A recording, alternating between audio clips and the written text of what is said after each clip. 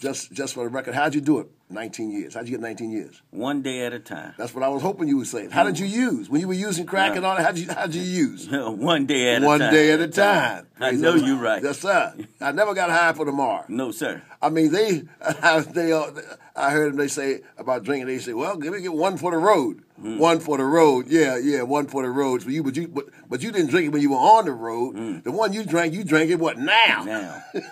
And then I used to get, the way I used to have one for the road, I just had a bottle in the car. I know you're right. You know what? You know what that remind me of? I remember when I used to be drinking, they said, they open up the bottle and they pour it in the top, say, this is for the one who ain't here. I used to be so mad, Pastor, don't you pour that on the ground. Man, I need to drink that. It ain't for them. No, sir. No. And they used to say, they pour it on the ground, say, yeah, this is one for the dead homies. Yeah. No. That mine ain't going on the ground. You pour yours on the ground. You ain't pouring mine on the ground. No, sir. I know you're right. Because the dead homies, they can't feel this. No. Lord, you know, we want what we want when we want it. That's right. I went to the movies last night with my wife. Well, my wife and I we went to the movies together to see Selma. And while we were watching that movie, God touched me. And Reverend Dr. Martin Luther King Jr. Was able to garner all these people. Thousands, millions of people got behind him for civil rights movement, got the vote out, and all of that.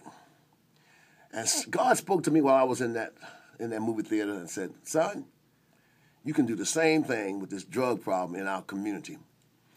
But rather than doing it the way that Martin was able to garner the support from the outside in. When they first started off with that Selma March, he just had black people. But then when they got to that bridge and they had to fight and all, and they put it on television, and Martin got on the television, he got on the radio, and he said, listen, we're going back tomorrow, and I want everybody in this country, pastors, priests, white, black, to come tomorrow to Selma, Alabama.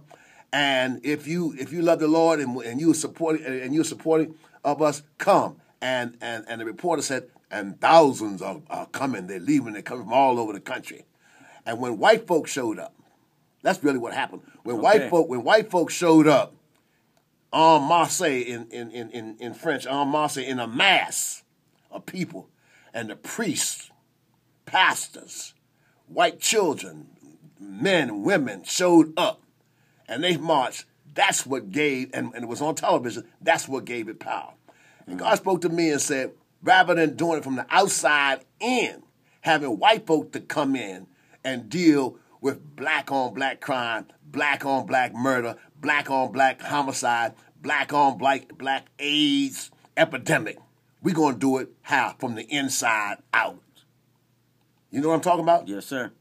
Inside out, meaning I'm not going to allow anybody to sell drugs on my steps. That's right.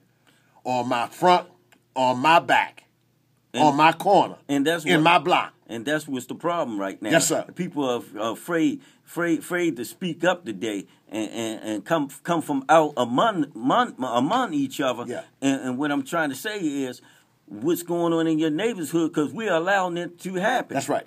And we are allowing the young teenagers, we've allowed the older ones to dictate to us. And if we want to take the neighborhood back, we got to believe in what Christ's going to do for us. Yes. We got to walk by faith, and it say not by sight. And I'm going to say this, and I know the power of God, but I'm not only going to depend on what God can do or what Christ can do. I'm going to depend on what the heck I can do. That's right. See, because I'm speaking to all. If you're a pastor, if you're a deacon, if you're a choir, matter of fact, if you call yourself a child of God and you're a Christian, but you know Woo Woo and Boo Boo and Bam Bam and Slewfoot John is selling dope on your corner, That's and right. you ain't saying squat, then you part of the problem. That's You right. are part of the problem because when they try to come through, when I came to Hope Alive, and they were selling drugs on both sides of the church, on both alleys, and I went out there. Me and the Lord went out there. I didn't ask anybody else. Me and the Lord went out there,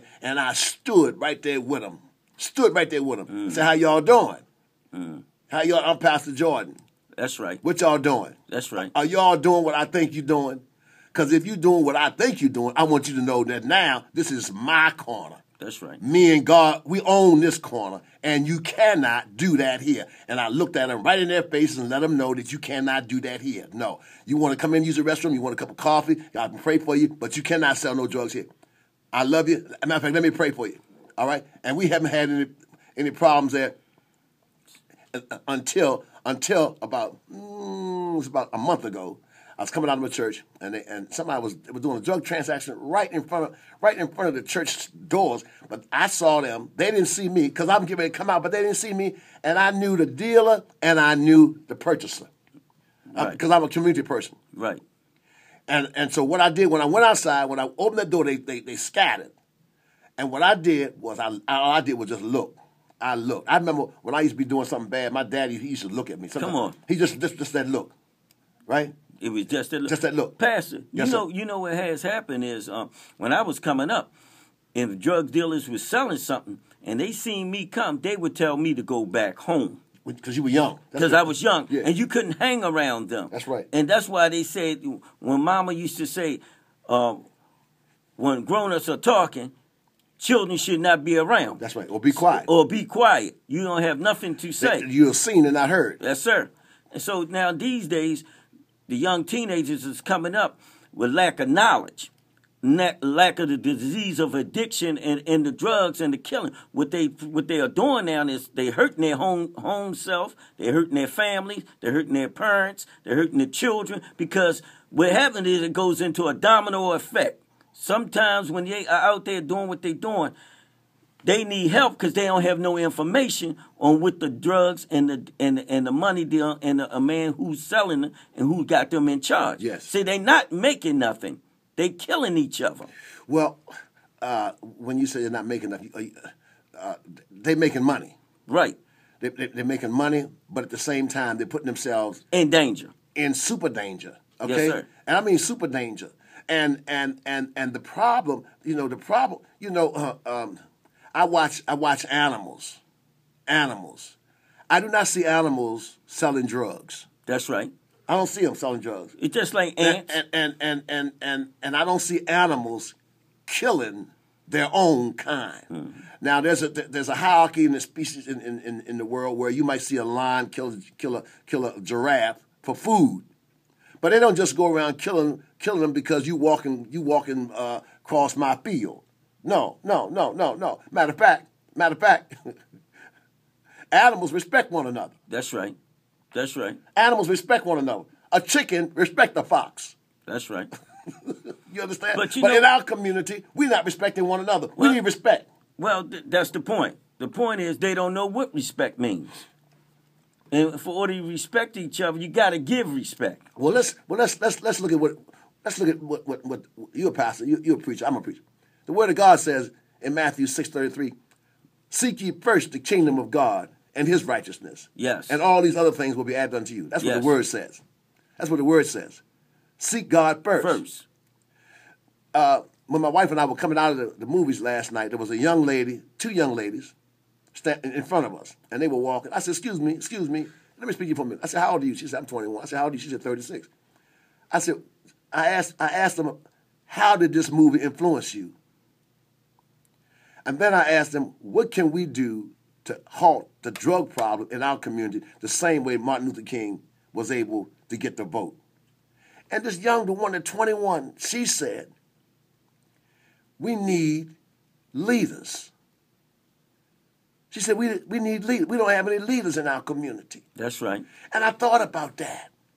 Who, in my community, I'm a leader. I know that because they know me, because I'm out there. But you can't lead when you are in fear of those who are around you. Right. See, that's what my pastor from Mount Sinai Baptist Church, my pastor, he would do is send us out on Mondays and stuff. We would go out vandalism. We would go out past papers and tracts.